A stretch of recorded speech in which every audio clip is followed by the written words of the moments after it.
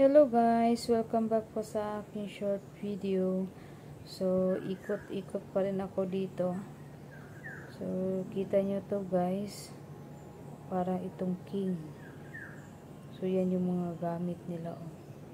Buhay na buhay pa. Pati ang upuan niya. So, ano naman to? Parang daanan papuntang tunnel. Uy, medyo malayo. Yan. Hinarangan nila baka may mahulog. So, ito may nakasulot. Di ko alam. So, dito banda guys, parang may ano siya. Parang may mga bungo-bungo. Ito yata yung parang nilagayan ng mga patay, mga ganun. So, dito banda. And then dito naman banda guys, yung sa harap nito ay yung mga may mga kasalanan ba na hinahatulan nila ng kamatayan.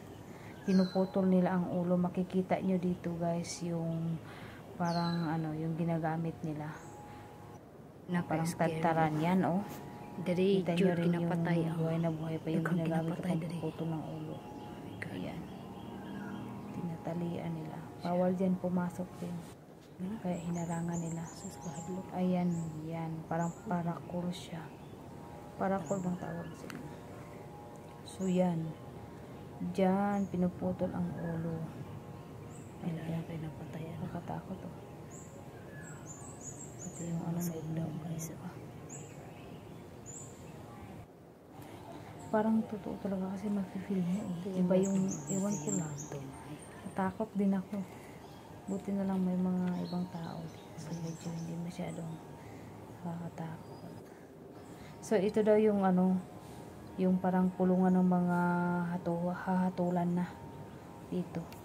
Japanese yan. Ayan. Ito guys, kita nyo guys. Oh my God. Thanks for watching guys. God bless you all. My next video pa ito.